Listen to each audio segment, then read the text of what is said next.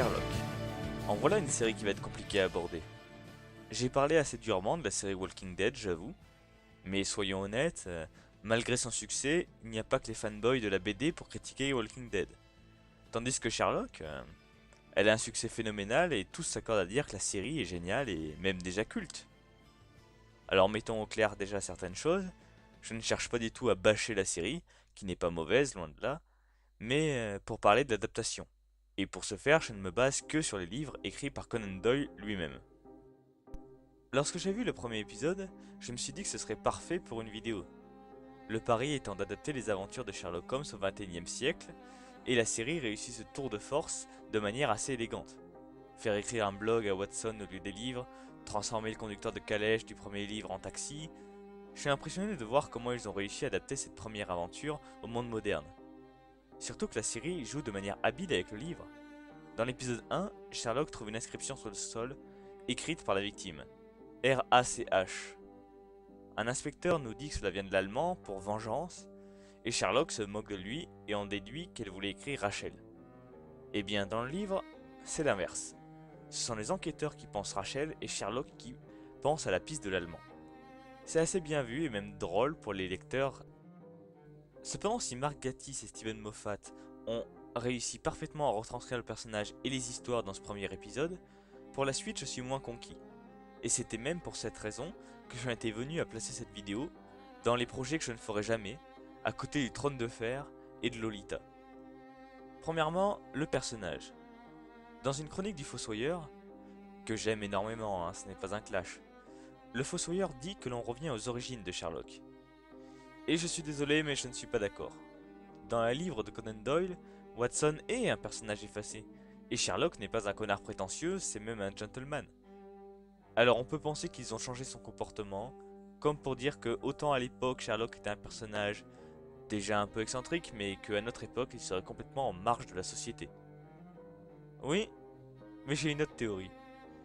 Il existe une autre adaptation de Sherlock Holmes en série télé qui a grandement marqué les gens ces dernières années. Cela s'appelle Dr House. House était Sherlock tandis que Watson était le Dr Wilson. Watson, Wilson, jusque-là. Sherlock était un enquêteur de génie tandis que le Dr House enquêtait sur les maladies rares quand personne n'arrivait à trouver ce que le patient avait.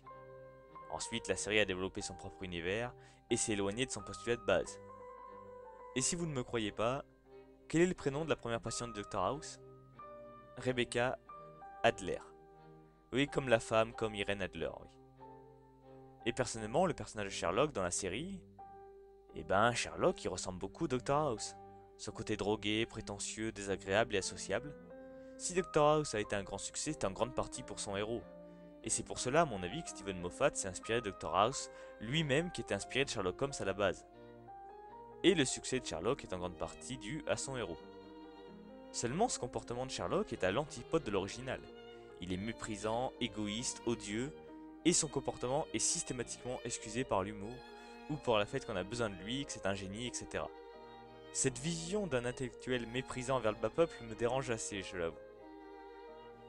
Bon, pour le personnage c'est fait, mais pour l'histoire.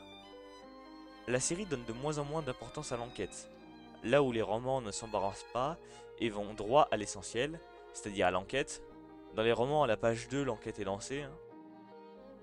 La série est très fière de son Sherlock associable et parle énormément des rapports de son Sherlock avec le reste du monde, au point d'avoir énormément de personnages récurrents, qui sont à peine mentionnés dans les romans. Et de manière un peu prévisible, des intérêts amoureux arrivent. Rappelons que dans les romans, il y a très peu de femmes, ou en tout cas très peu de femmes importantes. La sexualité de Sherlock n'était jamais mentionnée dans les romans, et ici elle devient importante. L'accent est toujours mis sur cette asexualité de Sherlock.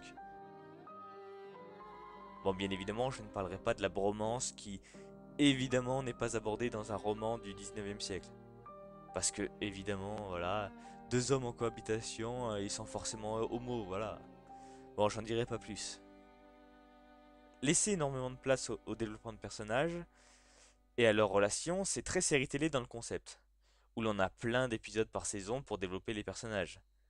Mais Sherlock n'est pas une série comme les autres, parce qu'elle ne fait que 3 épisodes par saison. Pour moi, ça n'est pas un très bon format pour faire le développement de personnages. Et évidemment, on fait le développement de personnages même avec des films d'1h30. Mais du coup, là, cela prend trop de place sur l'intrigue, selon moi. J'étais très satisfait de voir l'adaptation pour la première histoire, mais ensuite j'ai vite déchanté. Le premier épisode adapte une étude en rouge au XXIe siècle, sans arrêter de lui faire référence. Mais par la suite, il n'y a plus grand chose entre les épisodes et les romans. Si on prend le chien de Baskerville par exemple, il n'y a pas beaucoup de lien entre l'épisode et le livre. C'est une bonne idée de parler d'expérience de l'armée pour l'adapter. Les auteurs n'ont certainement pas voulu tomber dans la facilité et de reproduire l'histoire dans la campagne profonde anglaise actuelle, ce qui aurait très bien pu arriver, voire même marcher. Seulement à part l'évocation d'un chien ou d'un molosse, il n'y a pas vraiment d'adaptation. Une bonne idée aurait été de faire en sorte que Sherlock soit absent une grande partie de l'aventure, comme dans le roman quoi, et que l'on observe Watson enquêter. Ah, je sais que Sherlock est la star de la série, mais cela aurait été cool de voir un épisode plus centré sur Watson. Ces libertés toujours plus grandes qui sont prises ne me gênent en réalité pas vraiment. Je n'ai aucun mal à voir un personnage qui a plus d'un siècle, qui est un pilier de l'imaginaire collectif, passer à la moulinette de la vision de Mark Gatiss et Steven Moffat. Ils se sont appropriés le personnage et les histoires pour au final en faire ce qu'ils en ont envie. Et aujourd'hui, la série Sherlock a réinventé le mythe. Elle s'est complètement éloignée des romans pour suivre sa propre logique, et c'est une bonne chose. Même si je trouve que particulièrement dans cette saison 3, cette logique les a poussés à de moins en moins mettre l'accent sur les enquêtes, et plus sur les personnages. Mais je me répète et je digresse. Alors au vu de la série globale, je peux pas vraiment dire qu'il s'agit d'une mauvaise adaptation, étant donné qu'il ne s'agit quasiment plus d'une adaptation. Quoi qu'il en soit, je conseille grandement les deux premières saisons, et je conseille les romans de Conan Doyle aussi. Faites-vous votre propre avis et dites-moi ce que vous en avez pensé.